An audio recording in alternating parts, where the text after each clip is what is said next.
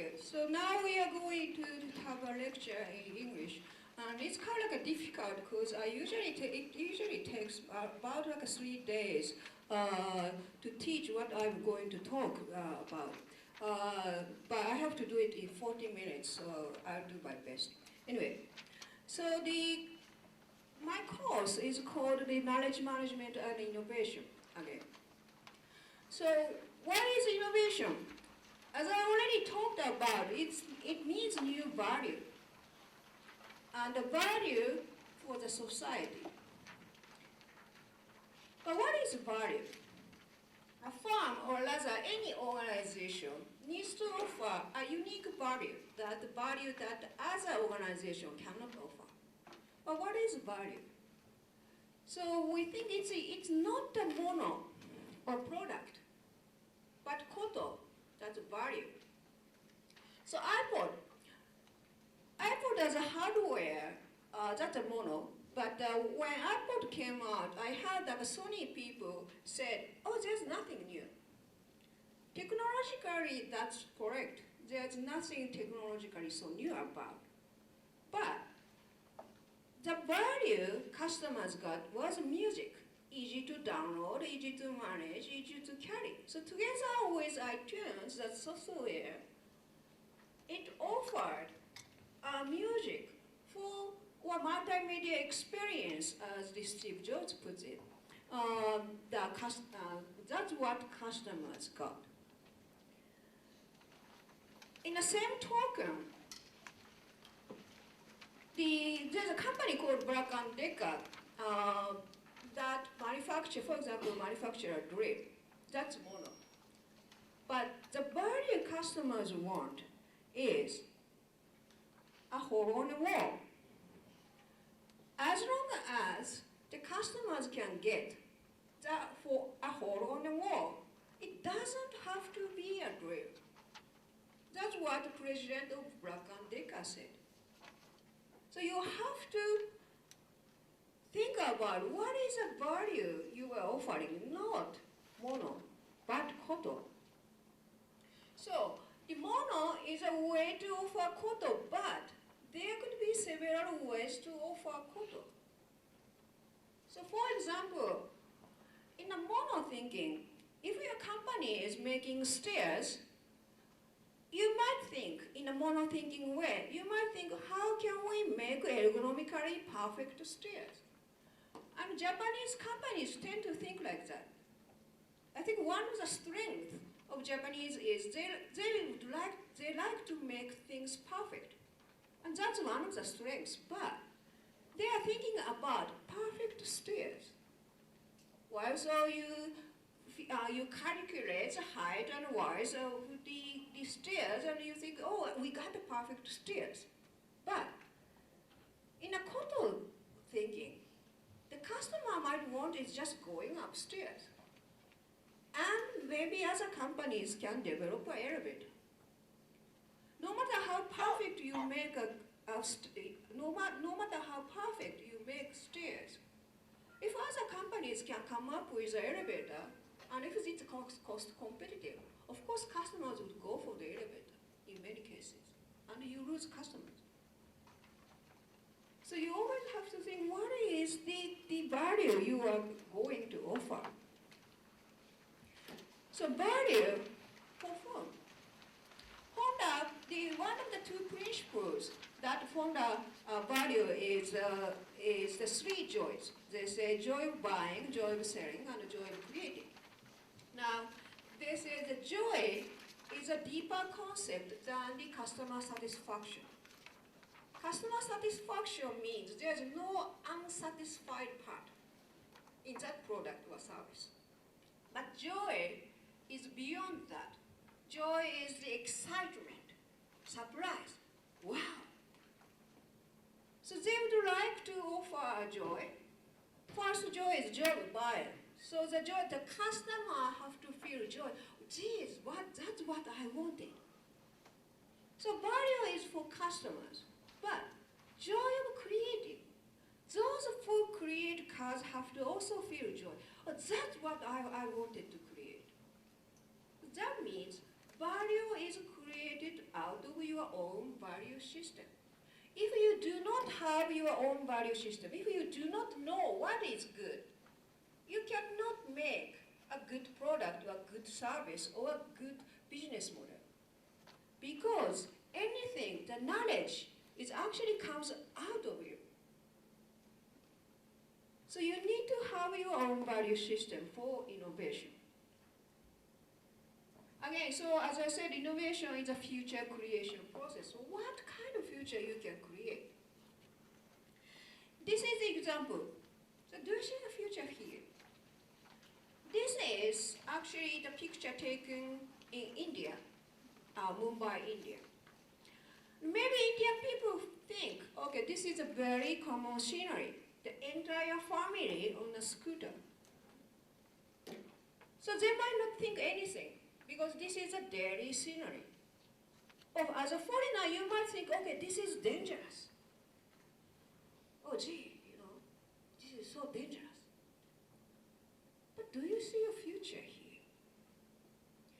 Ratan Tata, the leader of Tata Group, actually saw a future as the story goes. So story goes that on a rainy day on the road of Mumbai, he saw such a scooter family.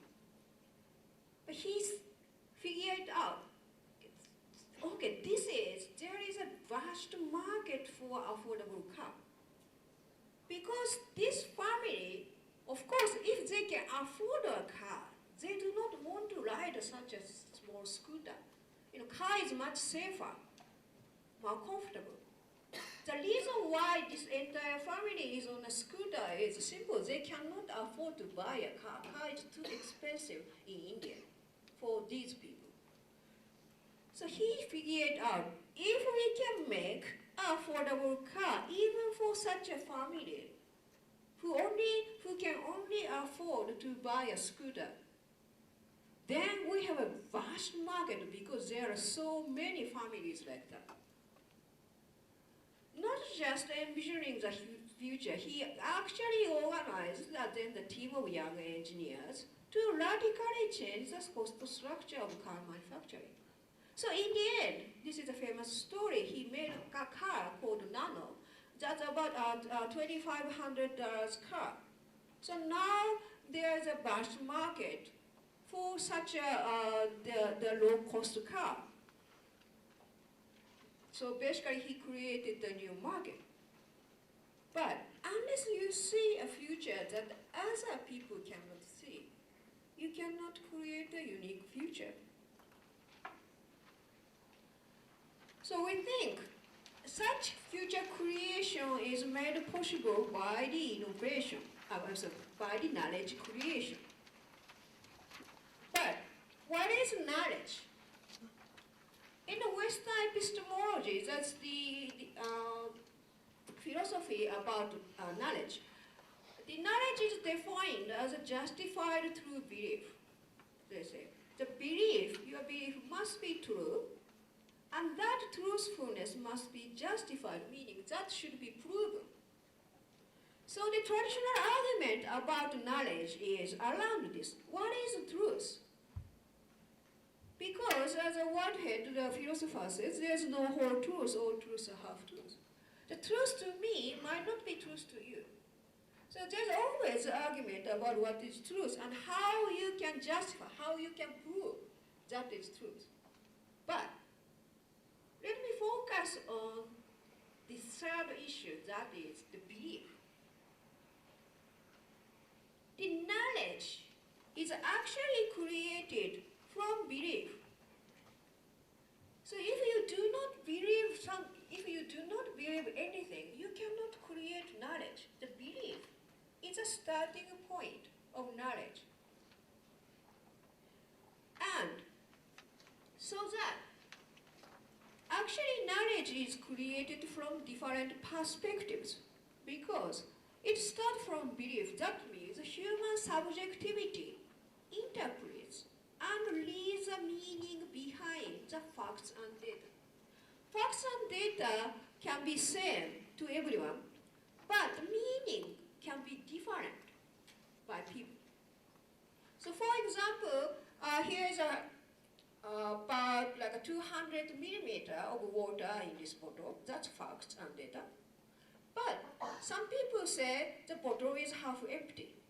Other people say the bottle is half full.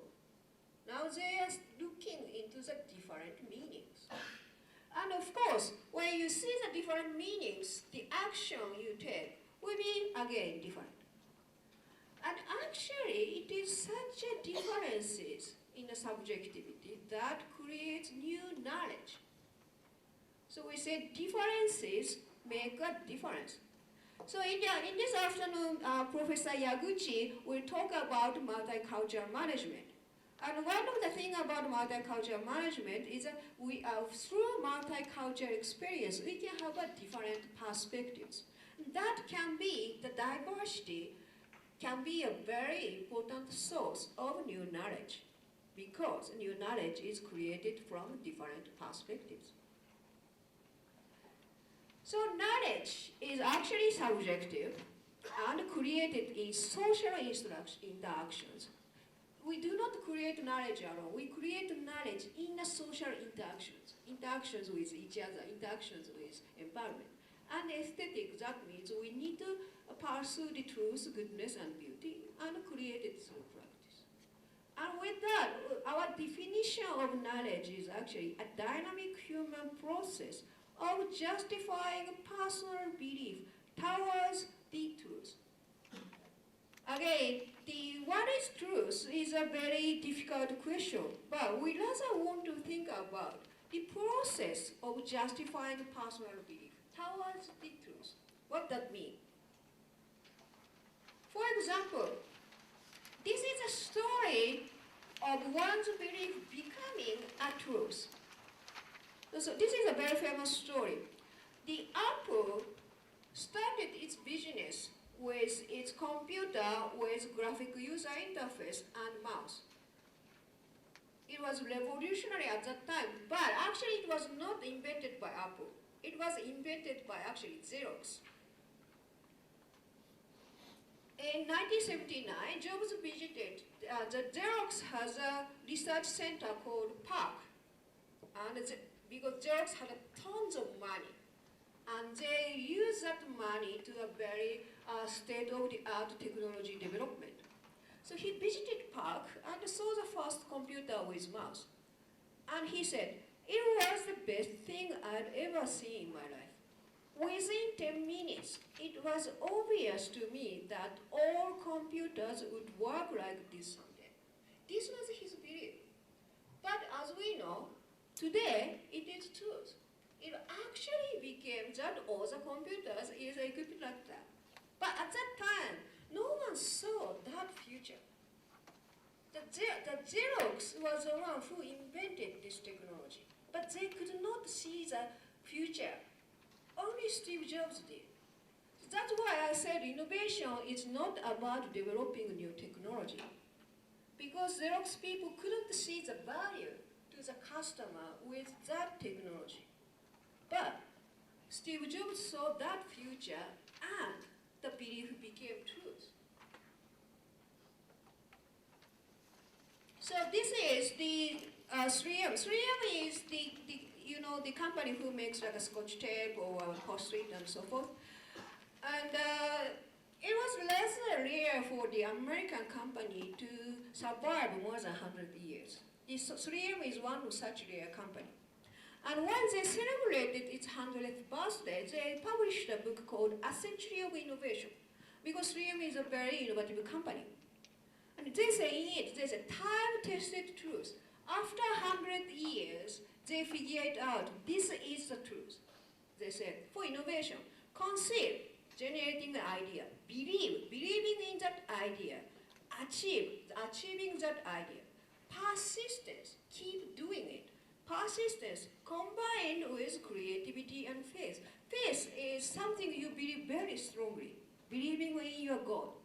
So combined with creativity and faith is still the best formula for long-term success. This sounds very simple, but after 100 years, they say this is the truth. That means it is actually very difficult to practice. believing in your idea, keeping it with persistence is actually very difficult to practice. Saying it easy, but practicing is another thing.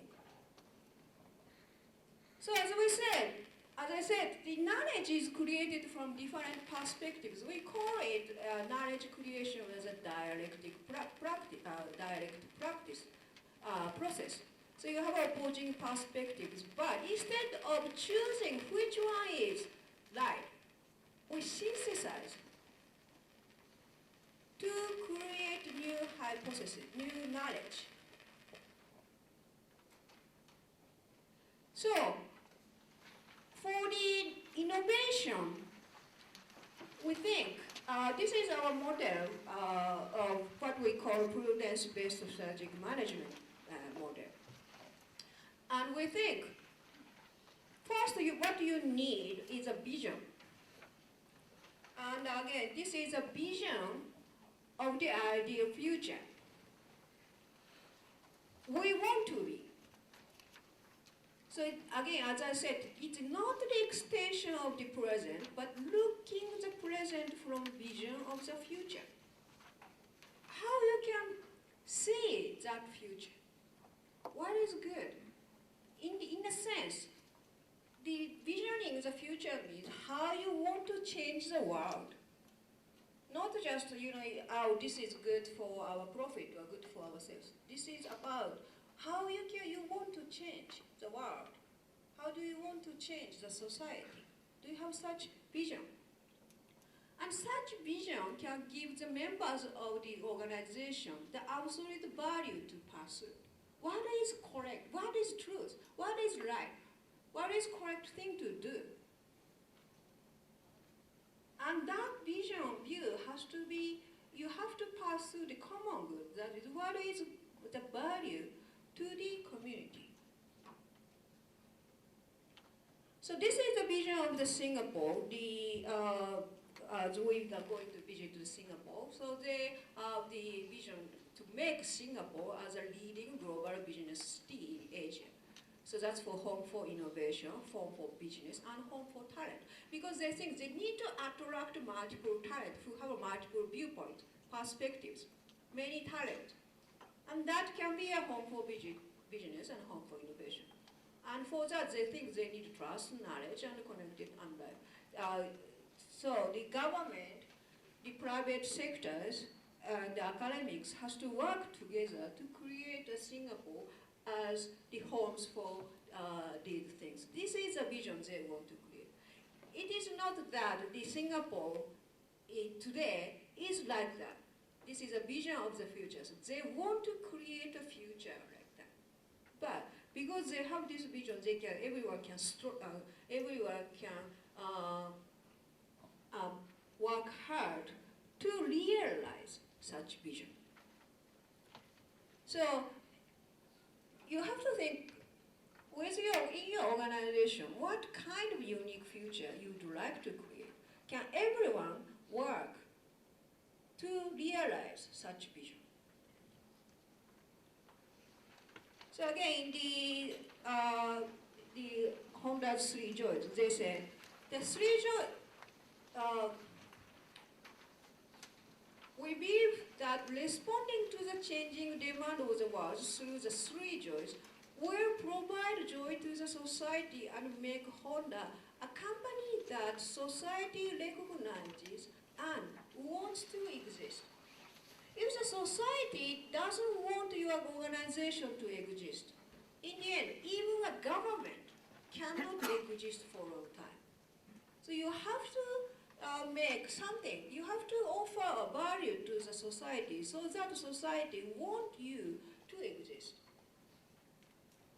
This must be just idealistic talk, but as the lecturer, the philosopher says, the optimal results are claimed to be attainable only by trying for too much, but reaching beyond the limits of the possible. So having the ideal means we strive, we reach beyond our limits because we would like to realize that ideal. So if we do not have such idea, we do not struggle, we do not strive. We do not go beyond our limits. We will be just sitting comfortably as it is. But because we have a vision that is, we have an ideal that is difficult to achieve, we have to make our efforts. That's the law of the idealistic vision. But if ideal still as ideal, stay as ideal, it doesn't. It is not good. The vision has to be put into practice. Unless it is just a beautiful words. And when in the class, I usually ask people, what is the vision of your company? And a lot of students just open up their computer, looked up the websites of their own company, and say, our vision is such and such. That means that they do not remember the vision. It is just the beautiful words on the website. They do not do their work based on such vision. So it has to be understood and believed by the members to be put into practice. Organizational members has to believe that, yeah, that's the future we would like to create. We have to work hard to create such a future. So it is a role of the leaders to make such vision and make such vision understandable and believable. If the leaders themselves do not believe in such visions, no one will. So they have to be very passionate about such vision. The second, the vision will be put together through knowledge creating infrastructure. We call it Seki, Bar, and leadership. And since I'm running out of the time, I'm not going to explain in detail. But Seki is basically our knowledge creating process between the conversion between tacit knowledge and explicit knowledge. Explicit knowledge is the knowledge we can read in the books. Tacit knowledge is something that we cannot write down, or we cannot explain in detail with our words. But there are such knowledge. And we have to think, through the innovation, what we do is, through socialization, is see things as they are, empathizing with our customers, feeling like our customers. But not just the feeling. In the externalization, we need to pursue the essence. What is the essence of the things we see? To create a new concept. And then we realize the concept through combination, that is analyzing and systemizing by logic.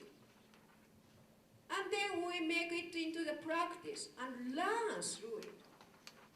The important thing is we have to keep spinning. We call it the spiral up. The Seki spiral, not the circle. So hopefully with this process, the quality and quantity of knowledge will increase. But of course, the spiral down can happen. If we do not do a good socialization, we will soon run out of our tacit knowledge. But in this globalized world, we cannot compete only based on explicit knowledge. Because sooner or later, everyone can, as long as they have money, everyone can get to that explicit knowledge. So your competitive advantage will probably be based on the tacit knowledge, because tacit knowledge is more difficult to transfer. So you need to accumulate your own tacit knowledge. But even if you accumulate a good amount of tacit knowledge, if you cannot do a good externalization, you cannot create a product, a service, or a business model out of it, because tacit knowledge is just within you. It's your own idea. But you have to realize it. You have to work with others. In that case, you have to make it understandable to others. That's externalization, creating a good concept. But having a good concept or idea is not enough. You need a good combination. Even if you have a good idea, unless you need a necessary technology or necessary knowledge to realize it, you cannot make your innovation. For example, Leonardo da Vinci, the painter in 16th century, actually he designed a flying machine. And today, actually, we can create a flying machine based on his design.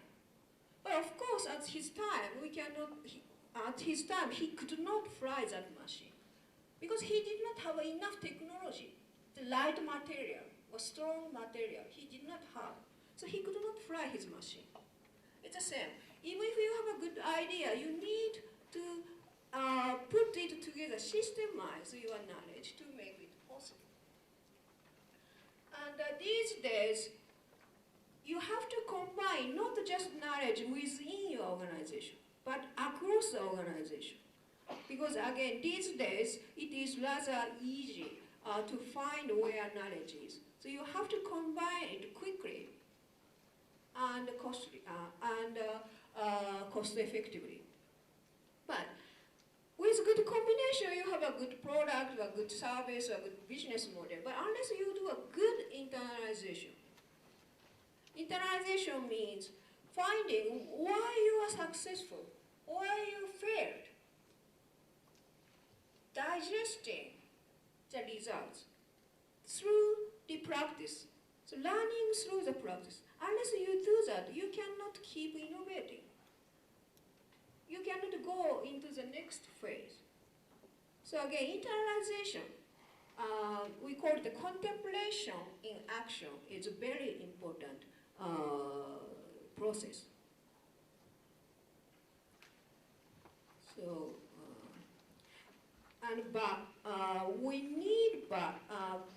the reason why we use the Japanese bar instead of English place is in Japanese, bar is more than just a physical place. We say, for example, 場の空気を読め。場を乱す。That is not a physical space, right? The bar is actually the open space-time where meaning is created through relationship with others, because knowledge is created through the relationship with others. So, for the knowledge creation, how you can create good bar is important. The conditions of good bar is it has to be self-organizing, that you have to decide on your own. Also, you share the social capital, care, love, trust, and safety. You have to share objectives and commitment. And you have to be a permeating boundary. That means boundary should be open and closed according to your needs. If bar is totally closed, sooner or later you will run out of the knowledge you can create. Because again, knowledge is created from different perspectives. But if bar is closed, then everyone's perspective will look alike, will become similar. What I know, you know, if the bar is closed. So sometimes you have to open up your bar to invite in the new perspective. But sometimes you have to close down the boundary, because when you are doing new things, such new context is very fragile. Knowledge is very fragile. And sometimes it will be affected by the mainstream culture or mainstream context of your organization. In that case, you have to close down your boundary of bar to protect this new tiny bar. This is a role of the leadership, whether you should open up or you should close down the boundary of bar. And finally, the diversity of knowledge. Okay, if everyone is thinking alike, it is rather difficult to create knowledge. But those diversity of knowledge has to work together based on the shared objectives and commitment. So for example, this is an interview by Jonathan Ive, the Senior Vice President of Apple. And he said, the way we work at Apple is that the complexity of these products really makes it critical to work collaboratively with different areas of expertise. I work with silicon designers, electronic and mechanical engineers, and I think you would struggle to determine who does what when we get together. We are located together, we share the same goal, have exactly the same preoccupation with making a great product. So there are diversity of knowledge, but they are working for the same goal. That's a strength. And they work closely, they are located together. Because face-to-face communication is very important in sharing tacit knowledge. They say, he also says, one of the other things that enables this is that we've been doing this together for many years, so they know each other. There is a collective confidence when you are facing a seemingly insurmountable challenge. So even if they are facing a very difficult goal, they have a confidence they can do it together, not just one person, but collectively they can do it. So the Apple has this image, this is a Steve Jobs company, but actually the reason why Steve Jobs' future dream is possible to be realized is that people are working together at bar. Also, we call it the small world network, that is, the bar has to be connected. And sometimes we can have this person have only 4 links. But here he's linking this bar and this bar is far apart. But if we have such person, it can be connected. So knowledge can flow. They all have a very strong local knowledge. This is important. But sooner or later, there will be a limit that these people can do because they only know about this world. But if they can be linked from this world, they probably can have a new perspective to create new knowledge. So again, we need some certain people who can link the far apart part. This is called a small world network. World is actually small if we can have such person. So we are in the bar can be with your competitors. You can create bar with suppliers.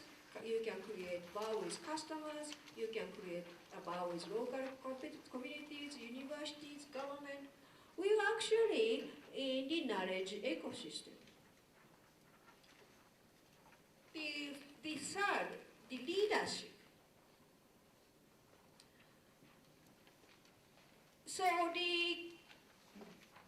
in a dynamic process of knowledge creation, leaders have to do a lot of things. And we think at the base of such leadership is what we call practical wisdom or phronesis in Greek.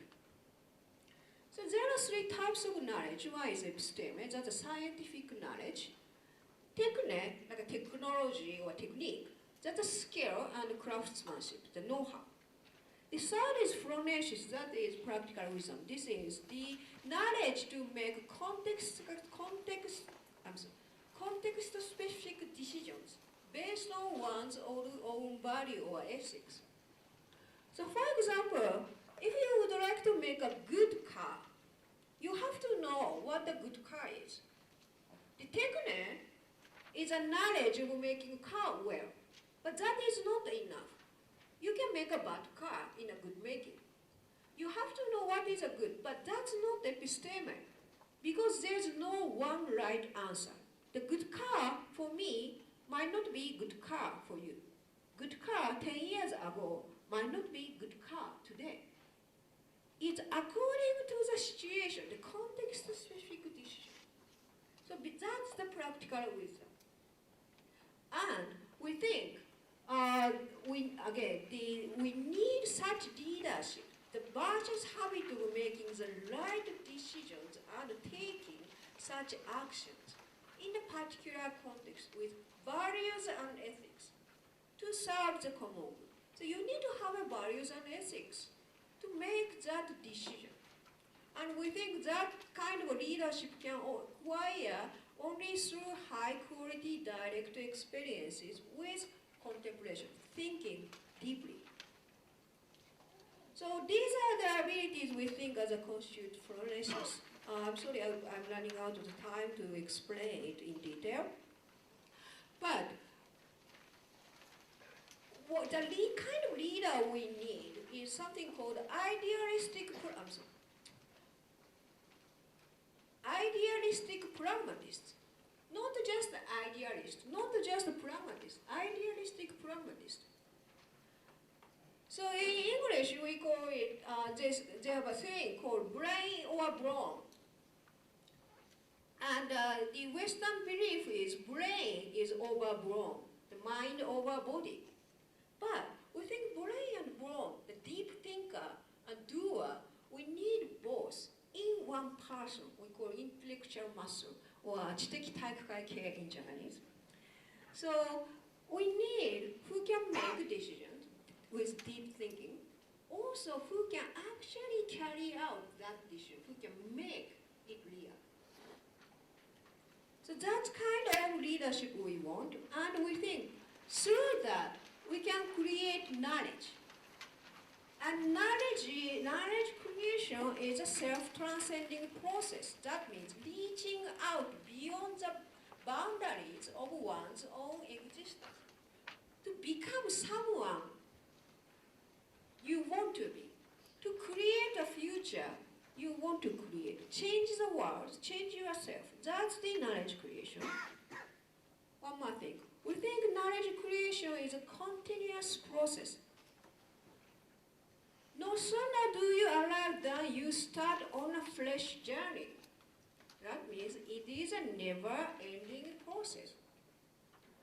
So this is a very short summary of my lecture, but I hope you will bring back something from this short lecture. Thank you very much.